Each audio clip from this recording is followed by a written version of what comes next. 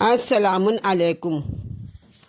آج میں آپ کو خاتم النبیین حضرت محمد مصطفیٰ صلی اللہ علیہ وسلم کے بارے میں اور آنے حضرت کی ولادت باسعادت ہوئی، آنے حضرت کی ولادت کے وقت حیرت انگیز واقعات کا ظہور، آپ کی تاریخ ولادت، آپ کی پرورش، ان سب کے بارے میں آپ کو بتا رہی ہوں۔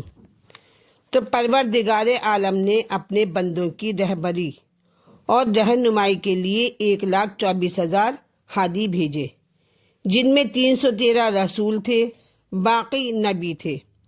رسولوں میں 5 اولو العزم تھے، جنہیں خلاق عالم نے اپنے نور عظمت و جلال سے پیدا کیا تھا۔ وہ نوری تھے، ان کے جسم کا سایہ نہ تھا۔ آپ کے نور وجود کی خلقت بروایت حضرت آدم کی تخلیق سے 9 لاکھ برس پہلے اور بروایت 4-5 لاکھ سال قبل ہوئی ہے۔ آپ کا نور اقدس اسلام طاہرہ اور ارحام مطہرہ میں ہوتا ہوا جب صلب جناب عبداللہ بن عبد المطلب تک پہنچا تو آپ کا ظہور و شہود بشکل انسانی بطن جناب آمنہ بنت وہب سے مکہ معظمہ میں ہوا۔ اور آنے حضرت کی ولادت کے وقت جو حیرت انگیز واقعات کا ظہور ہے وہ اس طرح ہیں کہ آپ کی ولادت سے متعلق بہت سے ایسے امور و نما ہوئے، ایسے حیرت انگیز واقعات ہوئے۔ مثلا آپ کی والدہ ماجدہ کو بعد حمل محسوس نہیں ہوا۔ آپ کے ظہور فرماتے ہی آپ کے جسم سے ایک نور ساطع ہوا جس سے ساری دنیا روشن ہو گئی۔ آپ نے پیدا ہوتے ہی دونوں ہاتھوں کو زمین پر ٹیک کر سجدہ خالق ادا کیا، پھر آسمان کی طرف سر بلند کر کے تکبیر کہی، لا الہ الا اللہ انا رسول اللہ زبان پر جاری کیا۔ سن 292 ہجری میں شیطان کو رجم کیا گیا اور اس کا آسمان پر جانا بند ہو گیا۔ ستارے مسلسل ٹوٹنے لگے، تمام دنیا میں ایسا زلزلہ آیا کہ تمام دنیا کے کنیسے اور دیگر اڑ گئے۔ ایسے ستارے آسمان پر نکل آئے جنہیں کبھی کسی نے دیکھا ہی نہیں تھا۔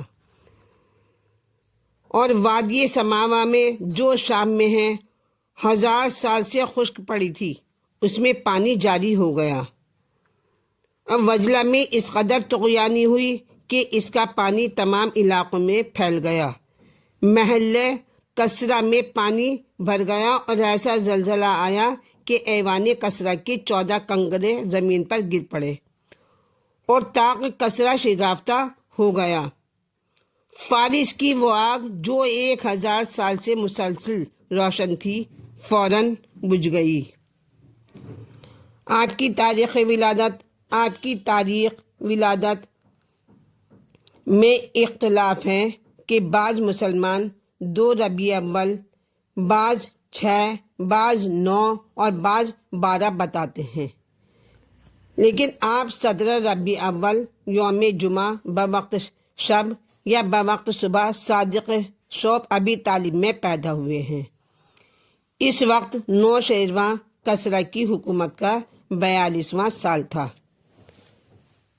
آپ کی پرورش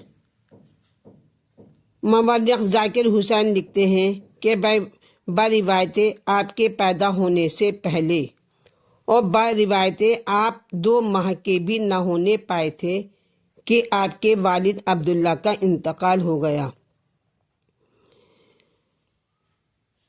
انتقال بمقام مدینہ ہو گیا کیونکہ وہیں تجارت کے لیے گئے تھے۔ انہوں نے سوائے 5 اونٹ اور چند بھیڑوں اور ایک حبشی کنیز ام ایمن کے اور کچھ ورثے میں نہ چھوڑا۔ حضرت آمنہ کو حضرت عبداللہ کی وفات کا اتنا صدمہ ہوا کہ دودھ خشک ہو گیا تھا۔ اگرچہ تقریباً تمام مورخین نے صوبیہ اور حلیمہ کے متعلق یہ لکھا ہے کہ ان عورتوں نے حضرت رسول کریم کو دودھ پلایا تھا، اور تھوڑے دنوں نہیں بلکہ کافی عرصے تک پلایا تھا، لیکن میرے نزدیک یہ درست نہیں ہے، کیونکہ دنیا کے کسی تاریخ میں یہ نہیں ہے کہ کسی نبی کو اس کی ماں کے علاوہ کسی اور نے دودھ پلایا ہو۔ حضرت نوح سے حضرت عیسیٰ تک کے حالات دیکھ جائیے، کوئی ایک مثال بھی ایسی نہیں ملے گی جس سے رسول خدا کو حلیمہ وغیرہ کے دودھ پلانے کی تائید ہوتی ہو، اور ہمیں تو ایسا نظر آتا ہے کہ جیسے قدرت کو اس امر پر اصرار شدید تھا کہ وہ اپنے نبی کو اس کی ماں ہی کا دودھ پلوائے۔ مثال کے لیے حضرت ابراہیم اور حضرت موسیٰ کا واقعہ دیکھ لیجئے اور اندازہ لگائیے کہ کن ناسازگار حالات اور واقعات میں ان کی ماؤں کو دودھ پلانے کے لیے ان تک پہنچایا گیا، اور جب ایسا دیکھا کہ ماں کے پہنچنے میں دیر ہو رہی ہے تو خود اسی بچے کے انگوٹھے سے دودھ پیدا کر دیا، جیسا کہ حضرت ابراہیم کے لیے ہوا۔ تو مطلب یہ تھا کہ اگر بچے کو ماں کا دودھ دستیاب نہ ہو سکے تو کسی دوسرے طریقے سے شکم سیری ہو جائے۔ حالات میری سمجھ میں تو نہیں آتا، اصول سے ہٹ کر رسول کریم کو ماں کے علاوہ کسی دوسری عورت کے دودھ پلانے کو کیوں کر تسلیم کر لیا جائے۔ ایسی صورت میں جبکہ یہ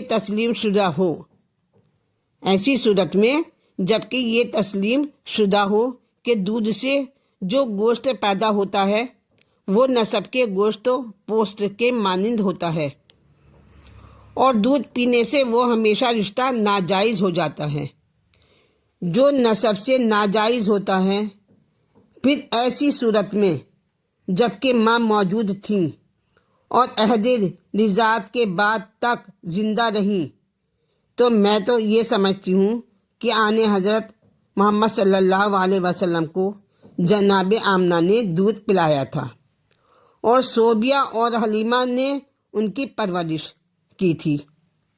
تو میرے اس نظریے کو اس سے اور تقویت پہنچتی ہے کہ خداوند عالم حضرت موسیٰ کے لیے ارشاد فرماتا ہے کہ ہم نے دودھ پلائے جانے کے سوال سے پہلے ہی تمام دائیوں کے دودھ کو موسیٰ کے لیے حرام کر دیا تھا۔ یہ کیسے ممکن ہے کہ خداوند عالم حضرت موسیٰ کو ماں کے علاوہ کسی کے بھی دودھ پینے سے بچانے کا اتنا اہتمام کرے، اور فخر موسیٰ حضرت محمد مصطفیٰ صلی اللہ علیہ وسلم کو اس طرح نظر انداز کر دے کہ ایسی عورتیں انہیں دودھ پلائیں جن کا اسلام بھی واضح نہیں ہے۔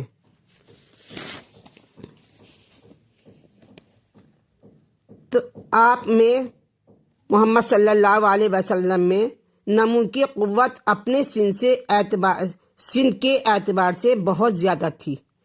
جب 3 ماہ کے ہوئے تو کھڑے ہونے لگے، اور جب 7 ماہ کے ہوئے تو چلنے لگے، اور 8ویں مہینے اچھی طرح بولنے لگے تھے، اور 9ویں مہینے اس فصاحت سے کلام کرنے لگے تھے کہ سننے والوں کو حیرت ہوتی تھی۔ آپ کی سایہ مادری سے محرومی۔ آپ کی عمر جب 6 سال کی ہوئی تو سایہ مادری سے محروم ہو گئے، اور آپ کی والدہ جناب آمنہ بنت وہب حضرت عبداللہ کی قبر کی زیارت کے لیے مدینہ گئی تھیں۔ وہاں انہوں نے 1 ماہ قیام کیا، اور جب واپس آنے لگیں تو بمقام ابوا جو کہ مدینے سے 22 میل دور مکہ کی جانب ہے انتقال فرما گئیں اور وہیں دفن ہو گئیں۔ آپ کی خادمہ ام ایمن آپ کو لے کر مکہ آئیں۔ جب آپ کی عمر 8 سال کی ہوئی تو آپ کے دادا عبد المطلب کا 120 سال کی عمر میں انتقال ہو گیا۔ عبد المطلب کی وفات کے بعد آپ کے بڑے چچا جناب ابو طالب اور آپ کی چچی جناب فاطمہ بنت اسد نے فرائض تربیت اپنے اوپر عائد کیے اور اس شان سے تربیت کی کہ دنیا نے آپ کی ہمدردی اور خلوص کا لوہا مان لیا۔ اور عبد المطلب کے بعد ابو طالب بھی خانہ کعبہ کے محافظ اور متولی اور سردار قریش تھے۔ حضرت علی فرماتے ہیں کہ کوئی غریب اس شان کا سردار نہیں ہوا جس شان و شوکت کی سرداری میرے پدر محترم کو خدا نے دی تھی۔ حضرت ابو طالب کو حضرت عبد المطلب کی وصیتوں اور ہدایت۔ بعض مورخین نے لکھا ہے کہ جب حضرت عبد المطلب کا وقت وفات قریب پہنچا تو انہوں نے محمد صلی اللہ علیہ وسلم کو آنے حضرت کو اپنے سینے سے لگایا اور سخت گریہ کیا اور اپنے فرزند ابو طالب کی طرف متوجہ ہو کر فرمایا کہ اے ابو طالب، یہ تیرے حقیقی بھائی کا بیٹا ہے، اس کی حفاظت کرنا اور اسے اپنا نور نظر اور لخت جگر سمجھنا۔ تو حضرت ابو طالب کے تجارتی سفر شام میں اور آنے حضرت کی ہمراہی اور بحیرہ راہب کا واقعہ۔ حضرت ابو طالب جو تجارتی سفر میں اکثر جایا کرتے تھے، جب ایک دن روانہ ہونے لگے تو آنے حضرت کو، جن کی عمر اس وقت روایت 9 سال یا 13 سال کی تھی، اپنے بال بچوں میں چھوڑ دیا اور چاہا کہ روانہ ہو جائیں۔ تو یہ دیکھ کر آنے حضرت نے اصرار کیا کہ مجھے اپنے ہمراہ لیتے چلیے، اور آپ نے یہ خیال کرتے ہوئے میرا بھتیجا یتیم ہے، انہیں اپنے ہمراہ لے لیا، اور چلتے چلتے جب شہر بصرہ کے قریب کفر پہنچے، قریہ کے پاس پہنچے، جو کہ شام کی سرحد پر 6 میل کے فاصلے پر واقع ہے، جو اس وقت بہت بڑی منڈی تھی اور وہاں نستوری عیسائی رہتے تھے۔ تو راہبوں نے آنے حضرت اور ابو طالب کی بڑی خاطرداری کی۔ پھر ان میں سے ایک نے، جس کا نام ابو عداس اور لقب بحیرہ راہب تھا، آپ کے چہرہ مبارک سے آثار عظمت و جلالت اور اعلیٰ درجے کی کمالات عقلی اور اخلاق نمایاں دیکھ کر اور ان کی صفات سے موصوف پا کر، جو اس میں توریت اور انجیل اور دیگر کتب سماویہ میں پڑھی تھیں، پہچان لیا ان کو کہ یہی پیغمبر آخر الزماں ہیں۔ تو ابھی اس نے اظہار خیال نہ کیا تھا کہ ناگہاں ابر کا سایہ فگنی کرتے ہوئے دیکھا، بادل کو سایہ فگنی کرتے ہوئے دیکھا۔ پھر شانہ کھلوا کر مہر نبوت پر نگاہ کی، اس کے بعد فوراً مہر نبوت کا بوسہ لیا اور نبوت کی تصدیق کر کے ابو طالب سے کہا کہ اس فرزند کا دین تمام عرب و عجم میں پھیلے گا اور یہ دنیا کے بہت سے حصے کا مالک بن جائے گا، یہ اپنے ملک کو آزاد کرائے گا اور اپنے اہل وطن کو نجات دلائے گا۔ اے ابو طالب، اس کی بڑی حفاظت کرنا اور اس کو اعداء کے شر سے، دشمنوں کے شر سے بچانے کی پوری کوشش کرنا۔ دیکھو کہیں ایسا نہ ہو کہ یہ یہودیوں کے ہاتھ لگ جائے۔ پھر اس نے کہا کہ میری رائے یہ ہے کہ تم شام نہ جاؤ اور اپنا مال یہیں فروخت کر کے مکہ واپس چلے جاؤ۔ چنانچہ ابو طالب نے اپنا مال باہر نکالا اور وہ حضرت کی برکت سے آنن فانن بہت زیادہ نفع پر فروخت ہو گیا اور حضرت ابو طالب واپس مکہ چلے گئے۔ آپ نے مکہ معظمہ کو اس خفیہ سازش سے بچا لیا جو اس کی آزادی کو مٹانے کے لیے کی گئی تھی، جس میں عثمان بن حریث کو بڑا دخل تھا، اور اس نے قسطنطنیہ کے دربار قیصری میں جا کر دین مسیحی قبول کر لیا تھا اور قیصر روم سے مال و زر لے کر حجاز واپس آیا تھا۔ اس کی کوشش یہ تھی کہ مکہ پر یونانیوں کا اقتدار قائم کرا دے، اور وہ خفیہ صحیح کر رہا تھا، لیکن راز فاش ہو گیا، اور اس کی وجہ یہ تھی کہ آن حضرت نے اس کا مقصد اپنے ذریعے سے معلوم کر لیا تھا۔ بالا آخر وہ ان کی حسن صحیح سے ناکام ہو گیا۔ اب خانہ کعبہ میں حجر آسود کو نصب کرنے میں آن حضرت صلی اللہ علیہ وسلم کی حکمت عملی۔ مورخین کا بیان ہے کہ بعثت پیغمبر سے قبل قریش نے یہ فیصلہ کیا تھا کہ خانہ کعبہ کو منہدم کر کے از سر نو اس کی تعمیر کی جائے۔ اس کو پہلے توڑ دیا جائے، پھر شروع سے اس کی تعمیر کی جائے اور اسے بلند کر دیا جائے۔ چنانچہ اسے گرا کر اس کی تعمیر شروع کر دی گئی۔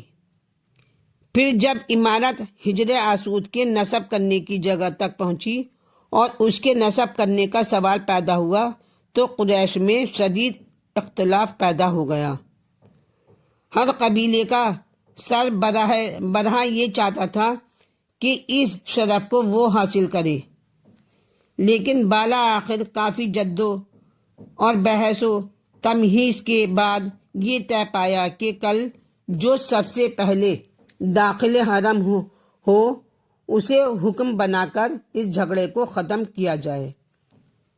تو وہ نصب ہجری کے بعد میں جو فیصلہ دے دے اس کی پابندی ہر ایک کو کرنا ہوگی۔